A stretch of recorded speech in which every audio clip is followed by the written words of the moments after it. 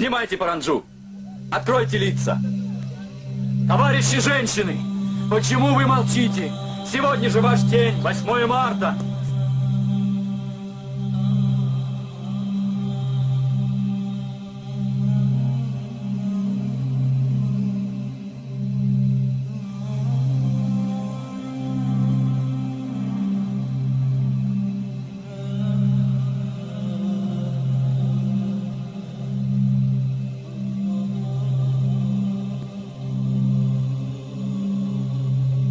کجا؟ با کدام چیز ایمان داریم؟ یقینا با اون چیزی که قرآن برای ما گفته باور داریم. این الدین عند الله الاسلام. معززترین دین و مقبولترین دین به نزد الله اسلام است. اگر اسلام دین معزز است پس ما پیروی اسلام بکنیم، دنبال او ملحدین نرویم که اموری را اختراع کرده به نامهای مختلف و امروز ما از او کسب کرده رویستیم. روز دنیای کفر برای ما وضع میکنه، روزی مادر، روزی معلم. کی وضع کرده؟ این روز کی تخصیص داده که روزی فلان باشه؟ با تاسف همین مسلمانی که همین قرآن رستا بگاره میخونه لاف میزنه که یک سپاره خونده. این مسلمان به این الدین عند الله الاسلام چی داره؟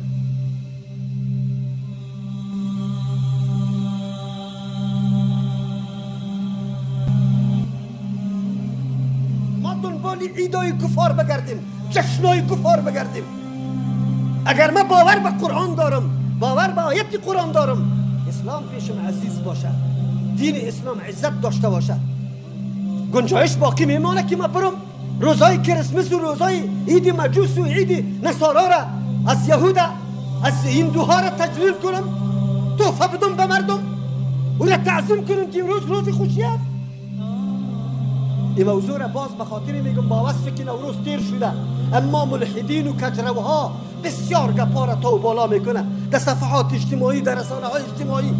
یک تعداد مردمی بیچاره را که معلومات کافی از حیثیت دین نداره واره فریب میده به نام های مختلف، به بهانه های مختلف. دین ما اسلام است. از اسلام باره این چیزی برای ما عزت نداره. چیزی را که اسلام وضع نکرده باشه پیش ما عزت نداره. عقیده و باور داره. به این آیت عقیده و باور داره. یا ایها الذین آمنوا لا تتخذوا اليهود والنصارى اولیاء. یکی از جمله دوستی همی است که تو روزی از او را تعظیم میکنی، خوش میشی، او را خوش میسازی. امروز گلا در روزای عیدای امی کفار مسلمان میره گل به دست از او میده، تبریک برش میده، عزت برش میده، تعظیم برش میکنه. ایمان باقی میمانه. چه قسم ایمان هستی؟ قرآن چی برات گفته؟ ایره به خاطر میگم که اسلام غریب شده. دین اسلام غریب است، ناشناس. دین اسلام پیش مردم عزت نداره، ارزش نداره. دین چی؟ احکام که اسلام داره ارزش برش قائل هستیم؟ نظام حیات و زندگی را که اسلام برای ما وضع کرده واقعا سرش باورمند هستیم؟ این کرامت و عزت میدانیم؟ یعنی که امروز مود و فیشن و رفتار و روش و سلام و کلام ما کلش گرفته شده از غرب است. از مرده‌داری گرفته تا زنده‌داری ما را. توی ما با کدام رقم میشه؟ راستی تا نبگوی. کرته سفیده کی کشیده که عروس 10 متر دامنش دراز باشه ای را بپوشه؟ چله دادن این رسم کی است؟ گلا انداختن در گردن رسم کدام مسلمان است؟ در کدام جای اسلام ذکر شده؟ ما دین خود عزت نمیدیم. فاتحه خانه ای که امروز سرای خود تا بالا کرده رایستی از کجا گرفته شده؟ بسته های گل در سری قبرها بردن موندن از کی گرفته شده؟ گلگون کردن مساجد از کی گرفته شده؟ در دین است؟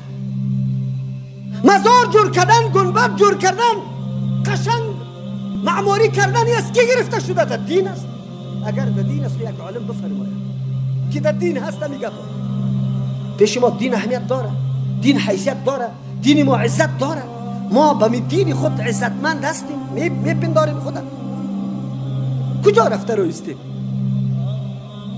نظام زندگی ما در اخلاق، در سلوک، در روش، به کدام سلوک، به کدام روش است؟